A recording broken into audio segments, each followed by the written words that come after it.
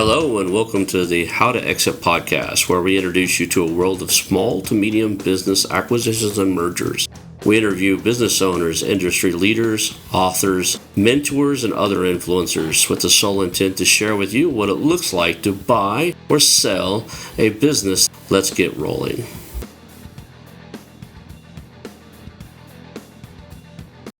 And now a moment for our sponsors. I want to highly recommend you get Acquisition Aficionado magazine. Every month, Acquisition Aficionado magazine brings you tactics for business buying and selling you won't find anywhere else. Learn firsthand from industry leaders who share their success stories, featuring in-depth interviews and stories from leading figures in the business acquisition industry. This multi-platform mobile magazine speaks to acquisition entrepreneurs wherever they are in the journey. And I want you to visit acquisitionaficionado.com today. Hello and welcome to How to Exit podcast. Today I'm here with Nicholas Hulewsky, and we're going to talk about your holdco, your experience with your exits, all the stuff you're doing now. You have a very broad experience, and I'm looking forward to this conversation. Thank you for being here today. Yeah, glad to be here. Thanks for having me. We always start off with the origin story. So kind of, the running joke is, hey, you were born and now you ended up on a show about mergers and acquisitions. How in the hell did you end up here? Right. Kind of give us how did you get into the space of buying, growing, and selling companies? So I grew up exceptionally poor. My father is an immigrant. He was born in Germany in 1947. His parents are both Ukrainian, and they were taken there as slaves to work in the factory as the Germans were marching through in their conquest of Russia, and they couldn't go back to the Ukraine after the war. So he grew up in Brazil and ended up coming to the United States when he was 15 years old. And so I grew up the son of an immigrant. My mother is Jewish, and I'm one of 9 kids. Exceptionally poor, kind of like fits the bill for that background. I never thought I was going to be an entrepreneur. I didn't know what the word meant until, I don't know, I was in my 20s. But I always knew I wanted to control my own destiny.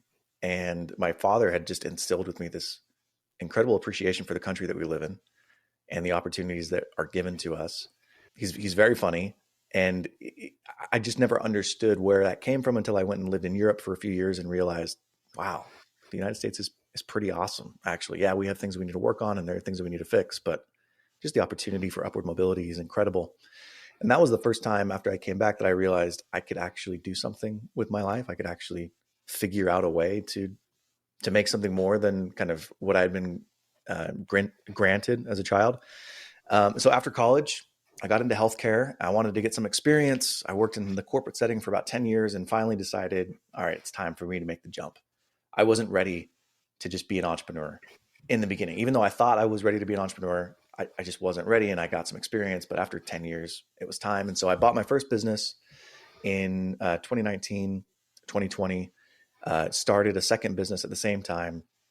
One was a medical billing company that we purchased. The other one was a home health and hospice company that we started from scratch. The medical billing company, we grew from a $3 million company to about a $7 million company. And the home health and hospice, we grew from 0 to $11 million over the course of 3 years. And then during that period of time, started taking the cash flows from those businesses and investing in other ventures. And so now my partner and I have a holdco where we own some real estate in the form of RV parks. We have crypto mining hardware company that actually sells the hardware. We have a tree trimming business. We have a lead generation business.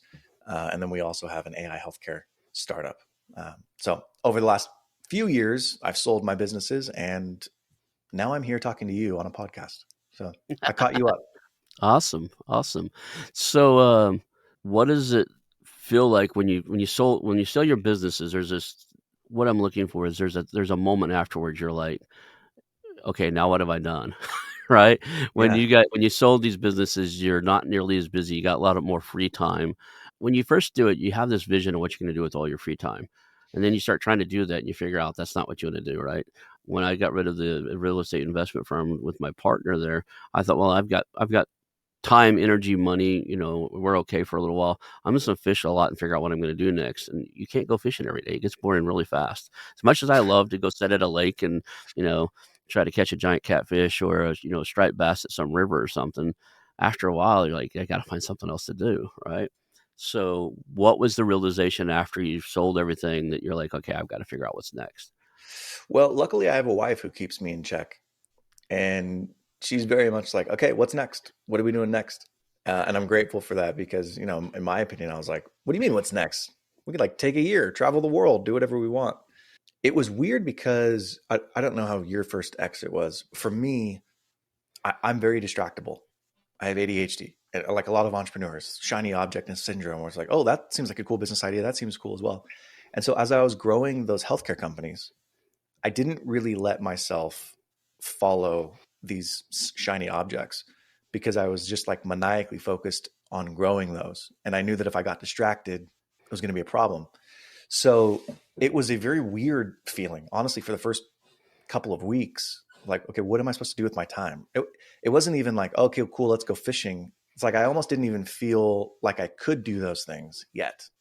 I still had that like habit of like, okay, do I need to go to the office? Like, what am I doing today? What am I accomplishing today? And that took a little while to kind of work through.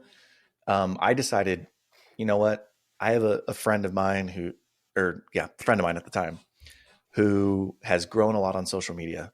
I'm curious, how does that work? So I started dinking around on Twitter, learning from different people on Twitter. Twitter's an amazing place to learn. Amazing place. Don't go to Twitter for politics Twitter.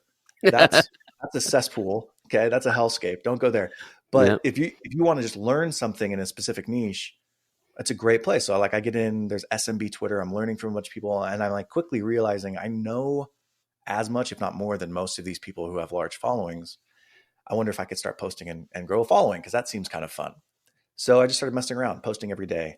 And over time, I started creating a little following, and I started to realize, there's a lot of opportunities that just come my way. People reach out. They're just curious. Hey, I saw you did this. Do you have advice here?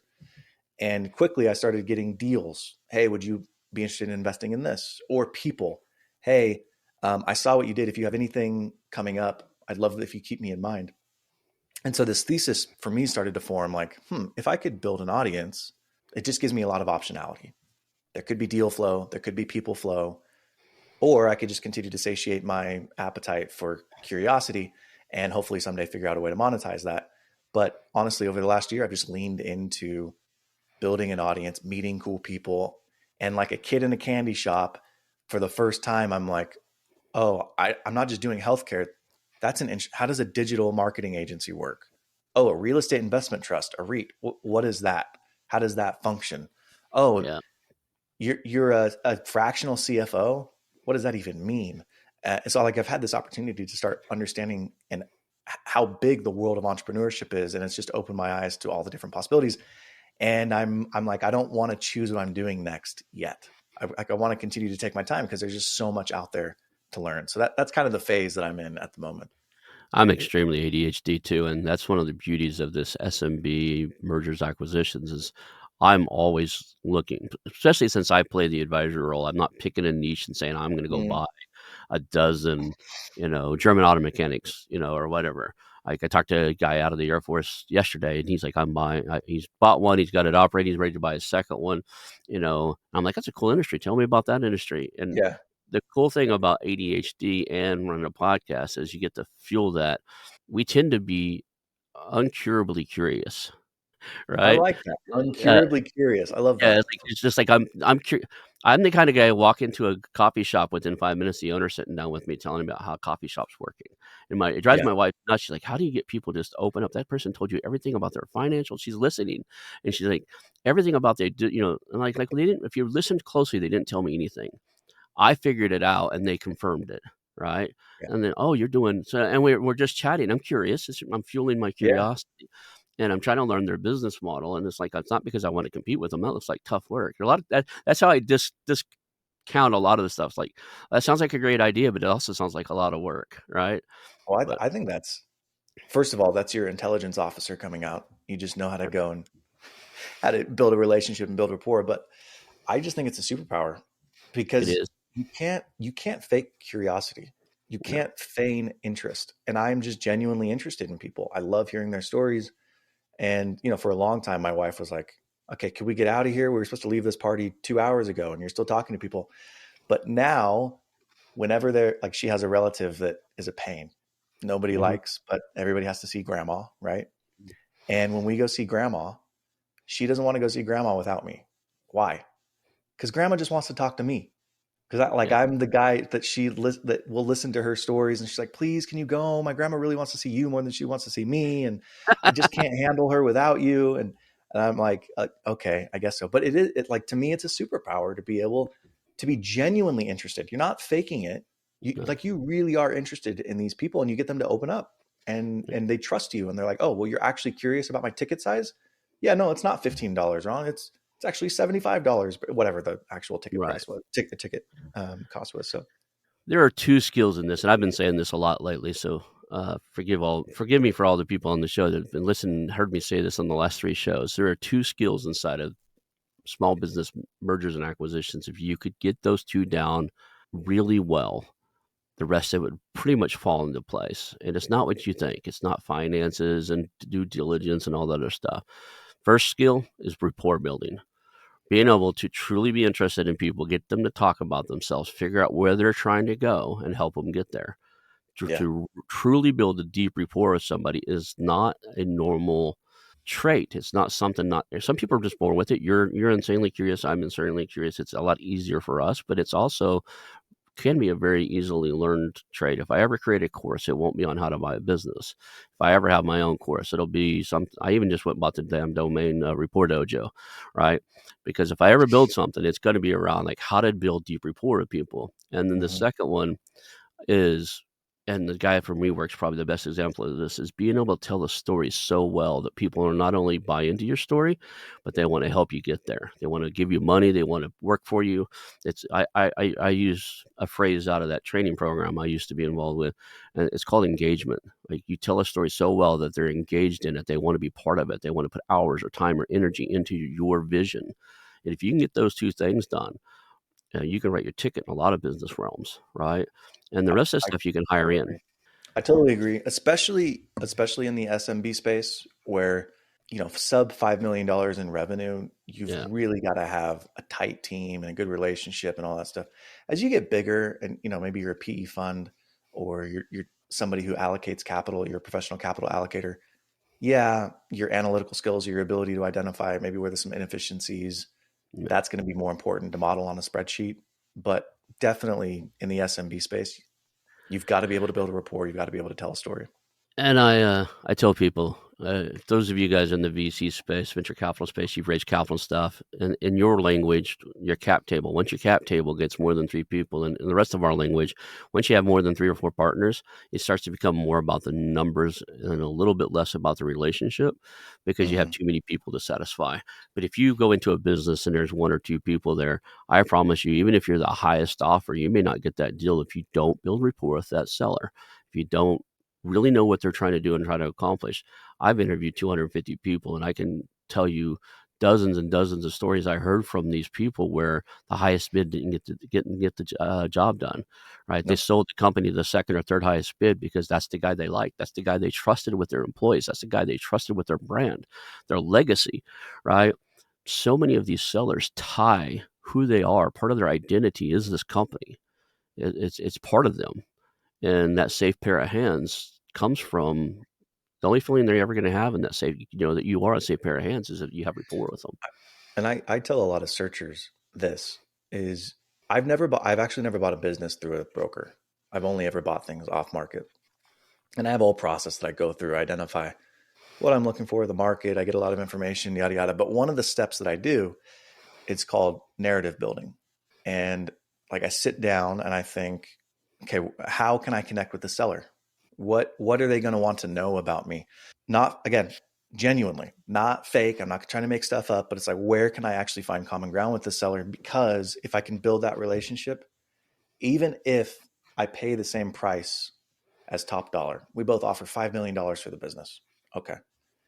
But I can get it where it's $5 million, but half of it is a seller note. Oh, and the seller note is forgivable, or there's an earn out attached to it, or like there's some terms associated with it that are more advantageous for me, whereas the other offer might have been all cash. So I just believe in building the relationship and the rapport with the seller early, so that you can even get in the room and have the conversation with them and they like you and they're engaged with you and they want you to win, because they do, you get irrational. The longer you own a business, the more it's your baby, the more irrational you are with the sale. You're not just looking for top dollar. You want to see your legacy perpetuated. So I totally agree with that. The ability to connect is absolutely a superpower. I have some people. I mostly deal with off market stuff, and then I have some people that's like, "Hey, I've had 10 off market discussions, and none of them went anywhere. Would you help me? Would you get on a call with me?" It's like, "Sure, absolutely." So I'll do 2 calls with you. The first one, I'm just going to get on, and I'm going to be in the background, right? And I just want to see what you're doing. And the second one, if I don't like what you're doing, you're going to be in the background, and you're going to see what I do, right? And we'll call you the CEO, but I'm going to be doing the talking in the second one. And Interesting. almost every single time in the first call we do, and these were with different business owners because they usually burn the first one. They get on there and like, yeah, tell me about your business. What's their financials? They start getting in the numbers, all this stuff, and they're like, okay, when we do due diligence, we're going to need your 3 years of this, and they're just laying this stuff on this owner, and he's like, eyes open, not knowing what to do, and there's no trust factor. You know, I I say, "Okay, Sorry. that didn't work, right? You didn't there's no follow-up. The guy didn't never call you back, did he?" He's like, "No." So, "Okay, let me do the next one." "Okay, what are you gonna do differently?" "Just watch." Right? I get on there and I don't ask a single question about numbers. I don't ask them anything about that. I get on there and tell them who we are, and I don't even approach it that we're gonna buy your company. Most of the time, I was like, "Look, we invest in, help grow, or maybe buy your company." Right? Before we get anywhere like that, I kind of need to know what you built. Can you tell me your story? What is this that, are you interested in having that conversation at all? And they're like, yeah, I might, I got to retire sometime. Cool. Tell me about what you built. And then we get into it. Why did you Yeah. do that? Who's your favorite employee? Man, what, you ever have a customer you totally hate? I want to know their story. Because inside of their story, I'll heal their culture. Inside of their story, he'll give me numbers. Like in part of the story, they'll tell you the numbers. You can paint that picture. And at some point you got to go and we can have 2 to 3 hours worth of conversations before we ever get to the point where now we got to see your financials, right? I've talked to one business owner for a client where we had 6 different 1 hour calls. And the guy finally says, "You never asked me a single question about the financials." I said, "We will. We have to. That's just part of the process." But, you have such a complex system and stuff you're going, we had to get a good understanding of what you built. To me, the financials confirm trust. Financials do Yeah, not build trust. And I love I that. can't I can't do a deal unless I trust the seller. Like Mhm. you just can't. You're not going to find everything. It doesn't matter how good your due diligence is, unless you can build a rapport and trust that seller, you don't know what's actually going to happen. And I always like I tell people this all the time. I don't do any consulting like you do, but I get people who ask me this question. I'm like, first call, I don't ever bring up numbers Yeah, ever, no, because that's not the most important thing to me. If you bring up numbers on the first call, you are creating a transactional relationship. right, Like that, you're not necessarily telling them that, but subconsciously you're saying, "Oh, this he just asked me about the numbers. Oh, okay, well then the numbers is going to be what we're talking about."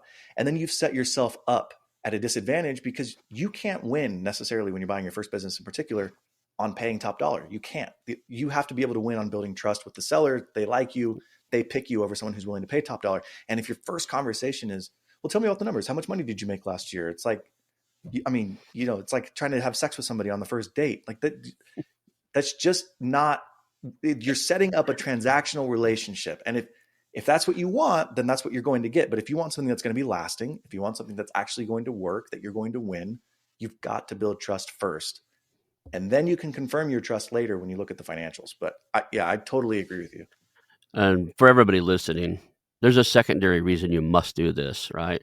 Especially if you're a first-time operator. It's only the only thing that's convinced you that you can run a business better than somebody you acquire it from that's run it for the last 30 freaking years is your damn ego. When you get in there and your butt's in that seat and you're running it, you're gonna run into problems, and the best thing you could ever have is that seller as a friend, and you call him and go, "Hey, I think we just lost our client. Weren't you friends with him for 20 years?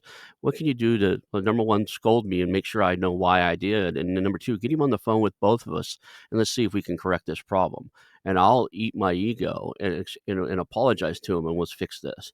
But you can't do that if you don't have rapport with that seller, or, No. "Hey, our supplier doesn't, just doubled our prices. How did you keep the prices so low? Oh, I have a relationship with so and so over at the company. We need to call him, right? You can't pull the same levers that guy's been pulling for 30 years. You just can't, and you don't even. And There's no way to document them all. You don't. There's no way to get everything down before he leaves. I'll give you an example of this. Something is going to happen in every deal within a month of close, give or take. Might be closer, it might be farther, but Hmm. something will happen where you think it's dead, it's done, I lost the deal, it's over, right? And if you haven't built a relationship with the seller where you can pick up the phone, not through your attorneys, but hey, this has been a real issue. Like, how do we work through this? The odds of you closing are a lot lower. Here's an example. I bought a business. We were a week away from the closing table. She had she bought out her partner, Hmm. and as a part of that buyout, she was making payments on it, and she still owed like $150,000 to her partner. This is a $3.5 million deal, Right. and she assumed that we were going to pay off that debt, that we were going to assume that debt, I should say, actually. Yeah. And I assumed, no, I mean, with the proceeds of the sale, you are going to pay your partner off.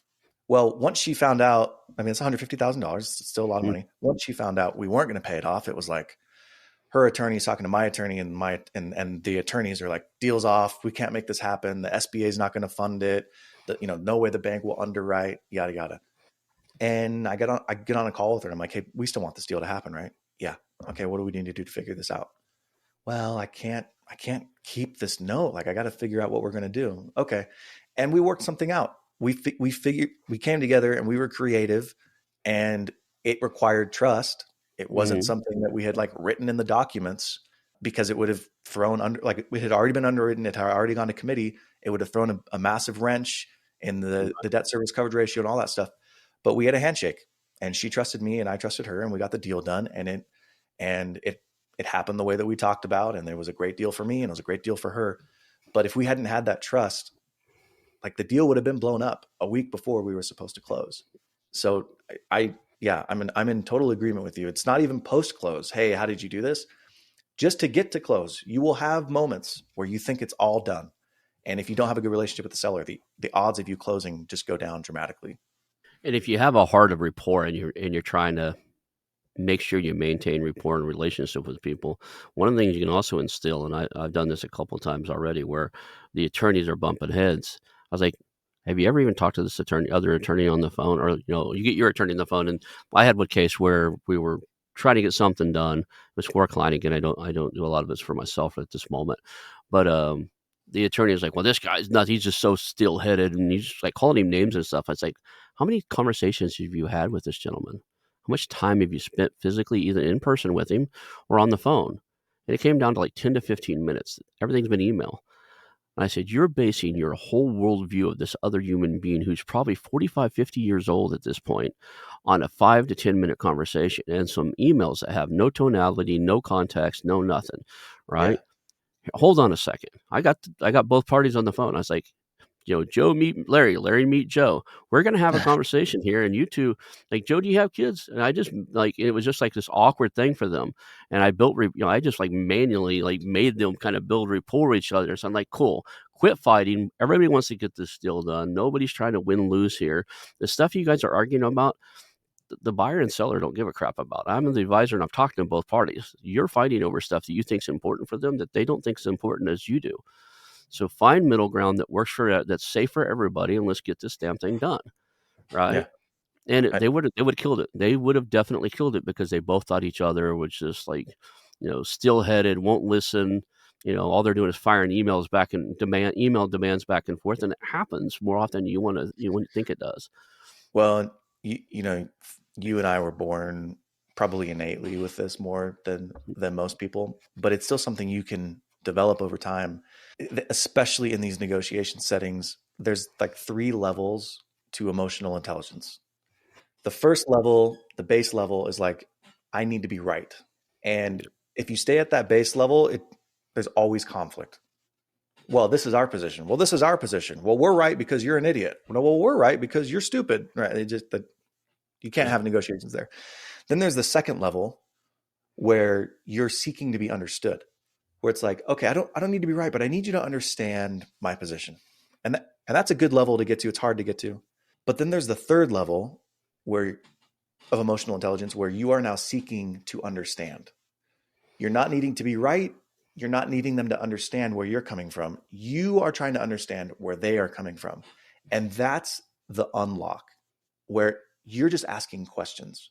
And by asking questions, you're getting them to think about their position and whether or not their position actually makes sense. And that's what I have found is just the more curious you can be, you're building a rapport, you are interested in the other person. It has to be genuine.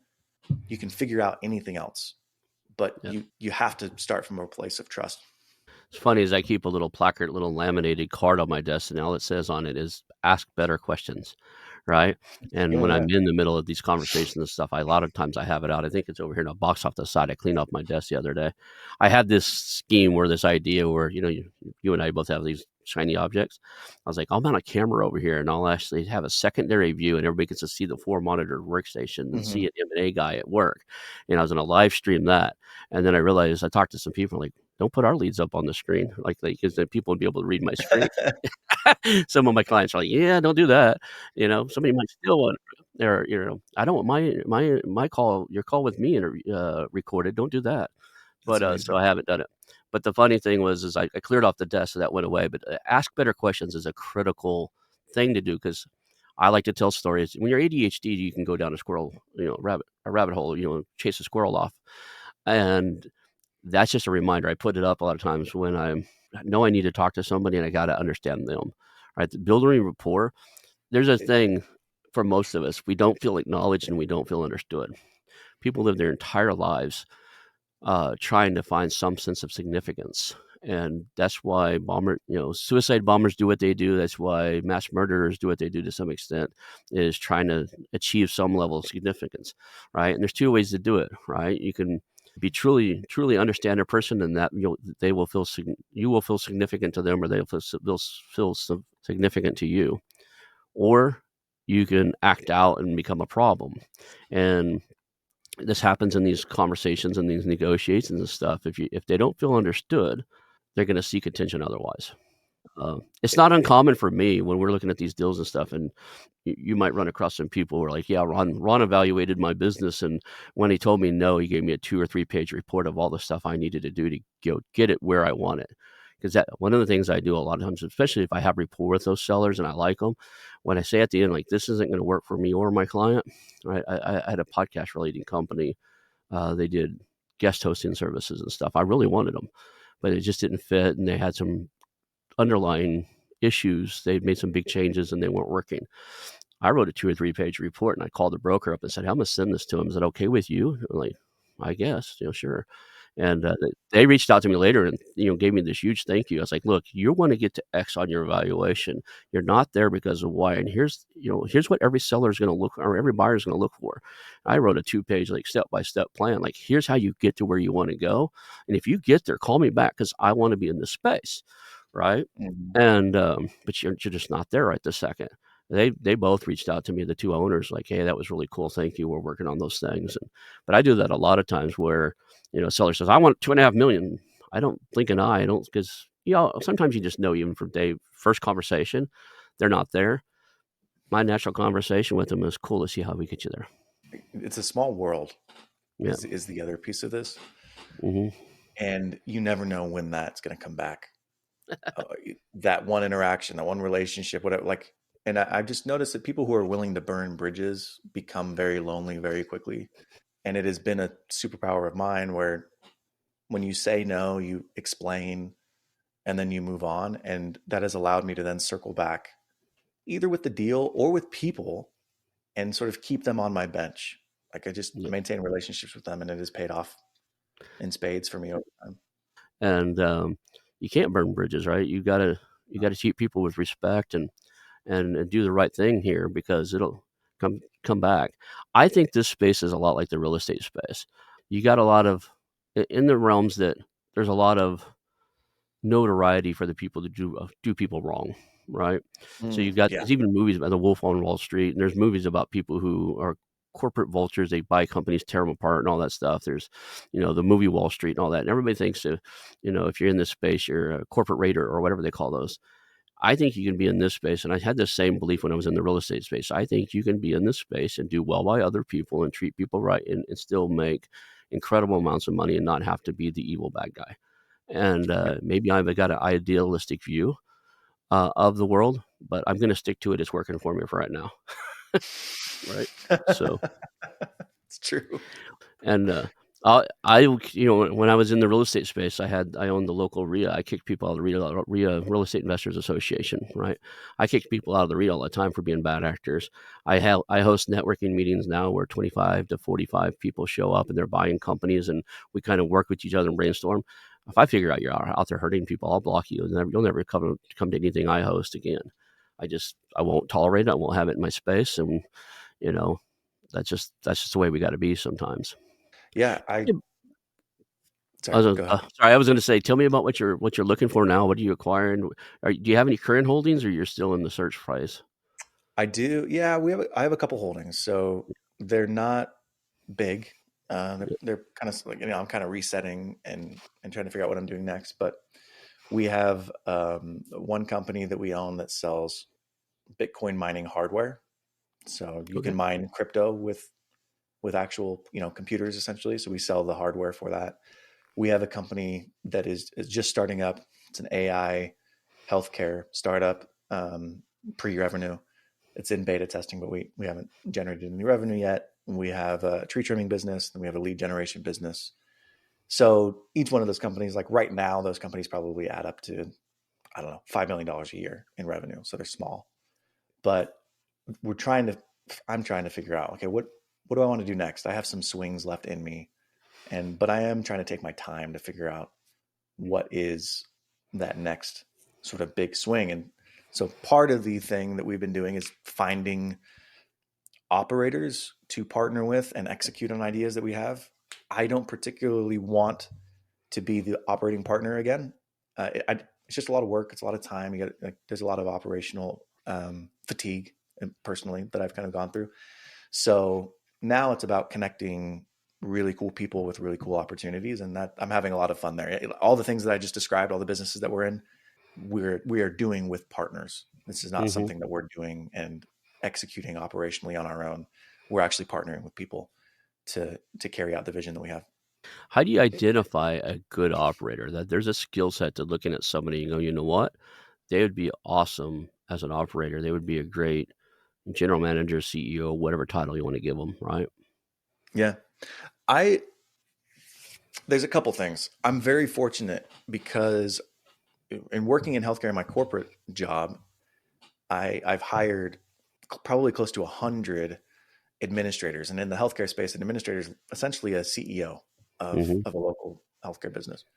And I've gotten pretty good at identifying what a good leader is. So for me, there's a couple of things. The very first thing that I look for is exactly what we've been talking about. Can this person build a rapport?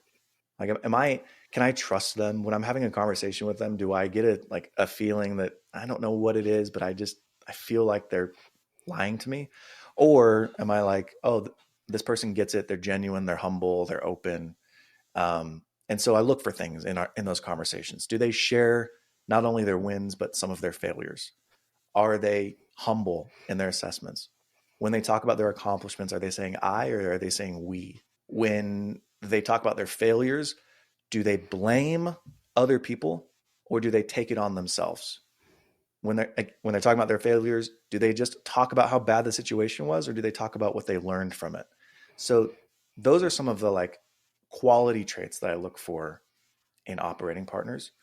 And then obviously you look for the hard skills. Do they actually have experience? Have they done anything that I can point to or verify that has actually been successful? And the last thing I would say is I know this is weird. How bad do they want it? Right. And if somebody doesn't want it that bad, if one of the first things they're telling you is, well, I have really strong work-life balance and I really want to make sure X, Y, and Z.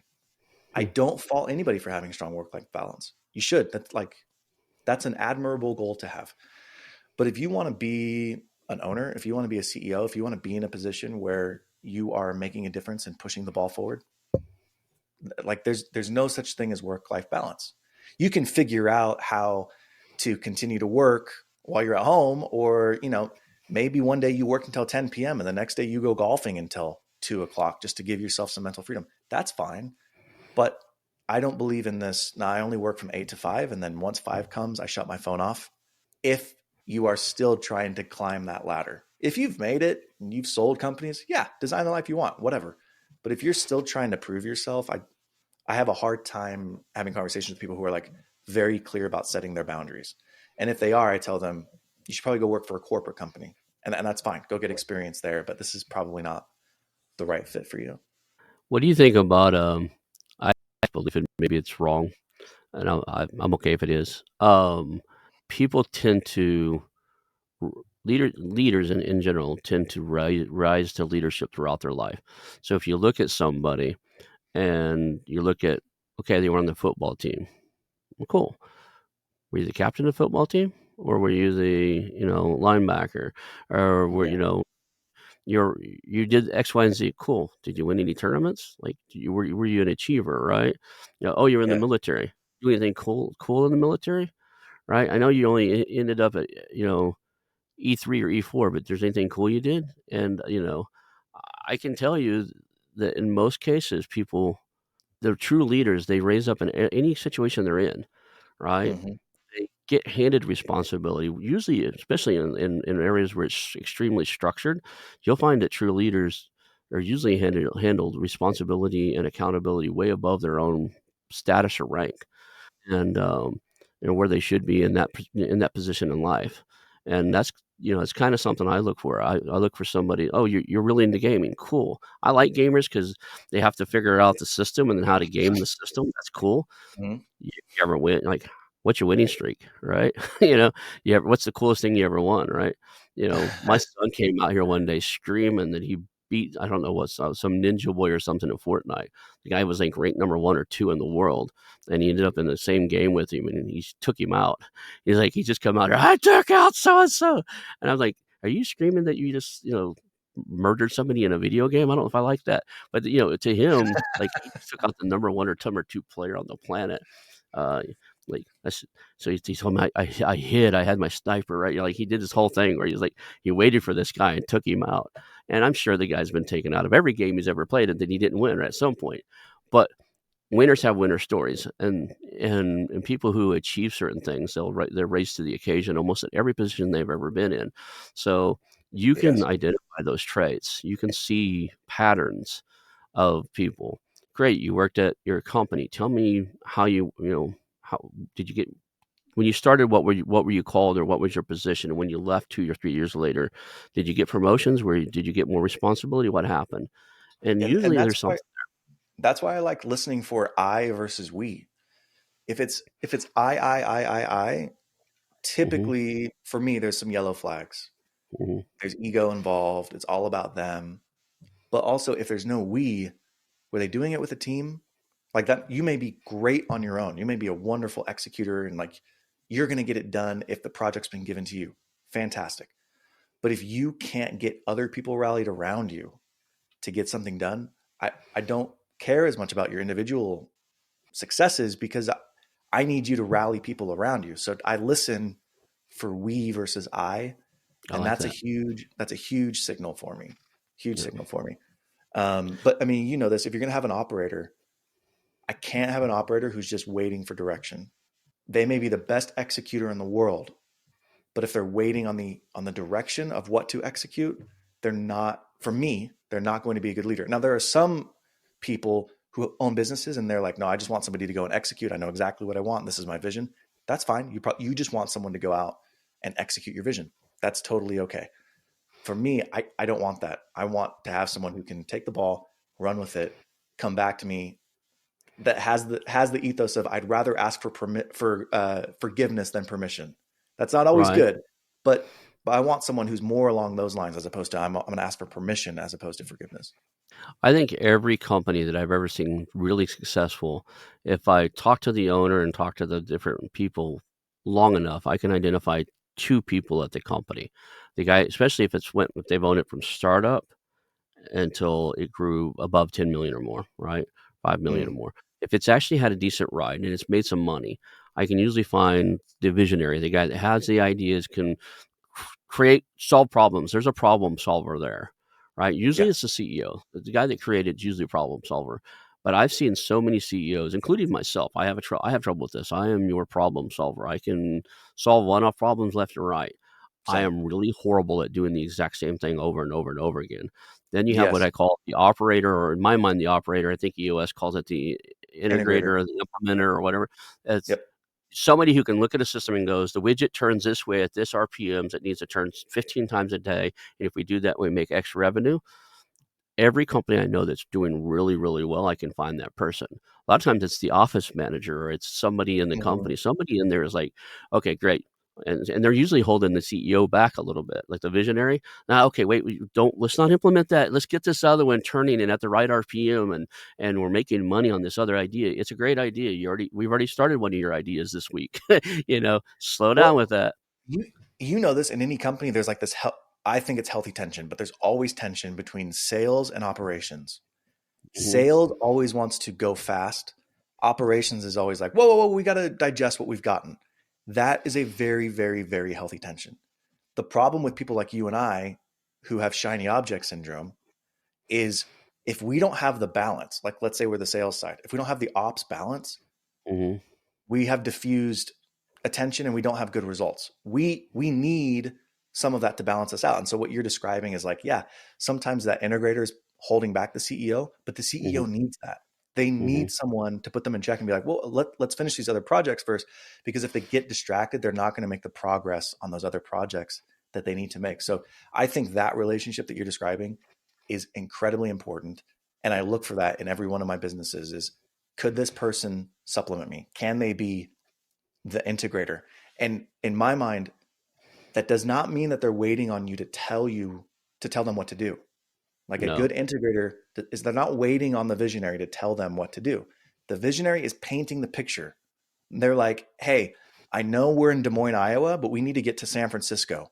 This is 1850 and like we got to get to the gold rush. I don't know how we're going to get there, but we got to get to San Francisco. And then they bring the person on. And they're like, okay, cool. Here's the route we're going to take. These are the provisions that we need to bring. Right, like they're working hand in hand.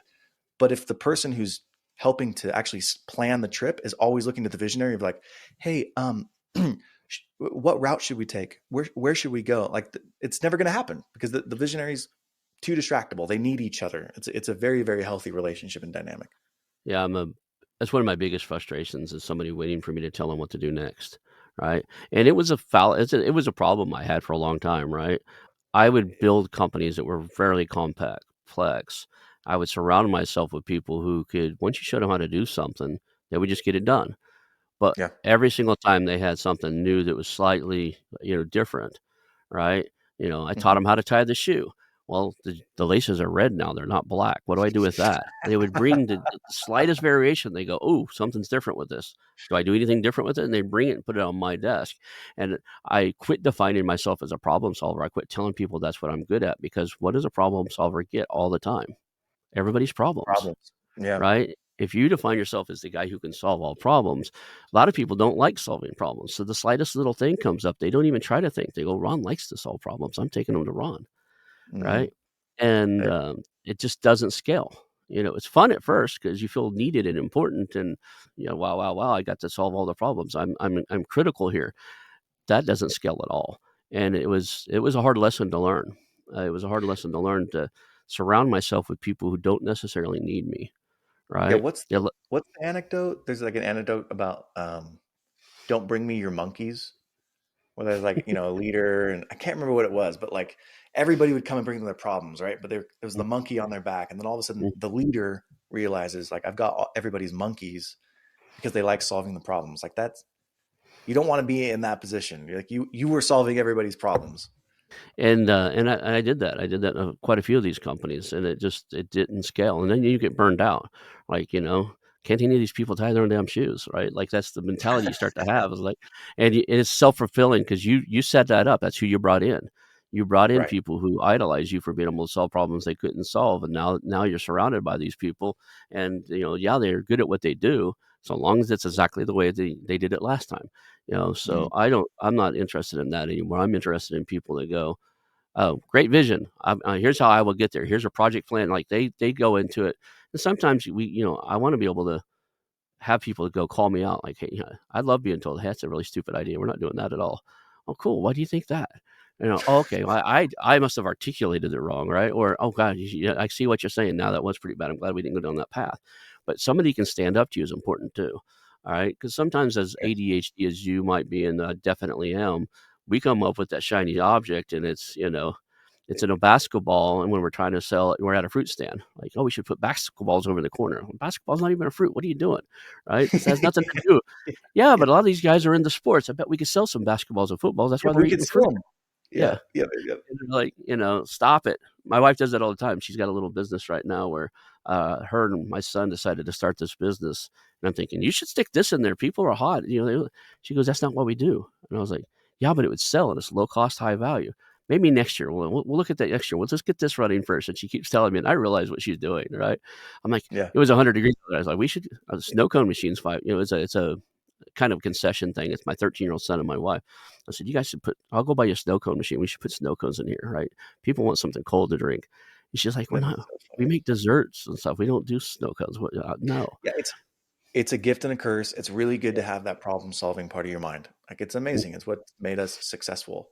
But Mm-hmm. knowing when to shut that off and then actually surrounding yourself with people who can help you shut that off Mm-hmm. is incredibly important. Like I can't emphasize how important it is to have people around you that can tell you no. Let's talk about you go off market for deals. I like to go off market for deals. What are Mhm. some of the methods you use to find off market, things to look at? So that's a great question. I would say I'm going to caveat here. I would only recommend somebody go off market if they have done a deal before. I don't like brokers. The main reason I don't like brokers is because they are a buffer between you and the seller. And I like to have direct access for all the things that we already said in the beginning, which is, Mhm. building the relationship, the rapport, having flexibility, etc. That being said, if you've never done a deal, you probably should, if not a broker who's a sell side broker, at least get a buy side broker that can help you get everything that you need, because you don't know everything that you need to look for when you're doing due diligence, and you don't know the things that you don't know, and how do you write the LOI, and what is market, and what kind of multiple should I assign, and how do we handle the networking capital, all that stuff. So that's the one caveat I would make is if you've never done a deal ever, get some type of representation, spend the money, because you're either going to spend it up front or you're going to spend it on the back end when you realize you screwed up the deal. So that's that's the first caveat. The second thing I would say is first you want to know who you are and what you're looking for. And once you've identified what you're looking for, you want to focus your search. So have you ever heard the phrase like when everything's the priority, nothing is the priority? Absolutely. So these people who are like, oh, I'm looking for a business. Oh, tell me what you're looking for. Well, it has to have a moat, and it has to have good margins, and it has to have sticky customers, and it has to have recurring revenue. Like, cool. That's like, of course, everybody wants those things. What kind of business do you want? Is it a B2B? Is it B2C? Is it recurring revenue? Is it project revenue? Is it a product? Is it a service? Like, go through the exercise and identify what you want. What type of industry? Is it healthcare? Is it sports therapy? Like, you need to figure out what you're looking for first, and then you can start narrowing down your search. So size, industry, market, all of those things. Once you've narrowed it down to maybe a couple, I like to do some market research. So let's say, for example, I want to buy an RV park, and I've narrowed it down to 5 cities. And I actually did this. And one of the 5 cities was Waco, Texas. So Hmm. Waco, San Antonio, Houston, Dallas, whatever. In each one of those markets, what my partner and I did is we put a Facebook ad up, and we said, hey, we have this RV park, and it was the RV park we were looking at, and it has open spaces. Contact us if you're interested. We didn't have permission from the seller. In fact, we didn't even have a seller at that point. We just wanted to test market demand. Hmm. What did it look like? What were people willing to pay? And we put different prices. One of them was, $300 a lot. One of them was $600. One of them was $150. And so we were testing to see where there was the most demand. That's an example. And we went to Waco. That's where we discovered was the best opportunity for us. But you can call competitors in spaces and just see how backed up they are. If you want to get into an HVAC business, which, the HVAC businesses, which are all the rage, call some competitors in a market and just ask them how long it would take for them to get to your house. If they're telling you 3 months, yeah, there's probably an opportunity there to enter that market. If they can be there tomorrow, there's probably not as much demand as you might hope. So narrow it down and conduct some actual market research. After you've conducted the market research and you've said, all right, I want to buy these types of businesses, and you could say healthcare, whatever, home service businesses in the healthcare space in Houston, Texas. Great. Now it's time to study. What we do is we reach out to vendors in that space. Who are the major players? And just have conversations. Okay, if I'm looking at a hospice company, I know that they use pharmacy. I know they use supplies. I know that they use DME. I'm going to call all of those companies and ask each one of them or multiple of them, who are the biggest players in this market? Who should I go after? What opportunities are there? Like, you need to become an expert in that market and understand who the market dynamics of that market. From there, you're then creating a customer list or a potential seller list. Oh, okay. Oh, XYZ company has a seller or has an owner that's in their 70s, and they've mentioned to you before that they might sell soon. Oh, interesting. And you start hearing that 3 times from 3 different vendors. All right, maybe I should reach out to Mary Jones. So you start creating this list of potential sellers. And then the last step is, like, once you have your list, the narrative formation that I talked about earlier, create a narrative. Who are you? Why are you reaching out? Why should they be interested in you reaching out? And ask for a conversation. And, 50% of the time you probably won't get a response. But if you can get that conversation, then you can tell them, hey, I'm Nick Hulewsky. I'm looking for a healthcare business. I have a lot of experience. I'm moving into this space. I've done research online. I really love your business. I love how you talk about care, in particular, these particular programs. Like, show them that you've actually done the research. And then you can have the following steps, which are all the normal parts of the deal, the LOI and the due diligence and the transition and the financing. But that, for me, is how we have sourced off-market deals. You are very, very specific with what you're looking for, and then tailor that approach to the sellers that are within that market. You can do a spray and pray, and you could, do, text campaigns or phone call campaigns or email campaigns across the country. But if you don't know what you're looking for, you're just going to get a bunch of crap to sift through. So I would rather spend the time up front identifying what I'm looking for and then be hyper-focused. And that has served me very well. That's how I've bought all the companies that I've ever bought, is through that method. Awesome. Well, I know we're running out of time here, so let's do a couple final things to wrap up. What is your current buying criteria, and then how do people reach out to you? My current buying criteria is, well, I'll just start from the beginning. We're looking for cash flowing businesses. That's an obvious. We're looking for businesses that are either in the home services space.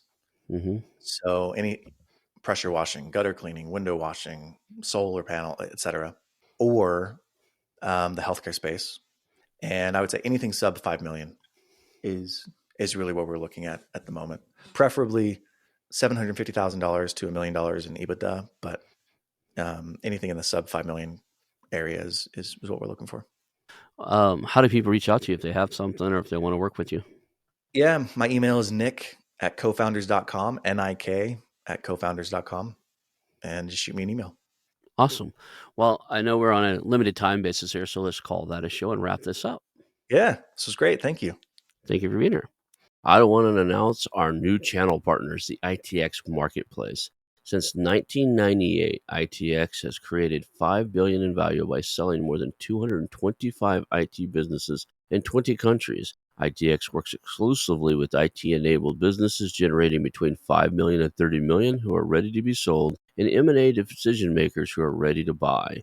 For over 25 years, ITX has developed industry knowledge that helps determine whether a seller is a good fit for their buyers before making the match. ITX Mergers and Acquisition Marketplace we have partnered with has a proprietary database of 50,000 plus global buyers seeking IT service firms, managed service providers, Microsoft service providers, software as a service platforms, and channel partners with Microsoft, Oracle, ServiceNow, and the Salesforce space.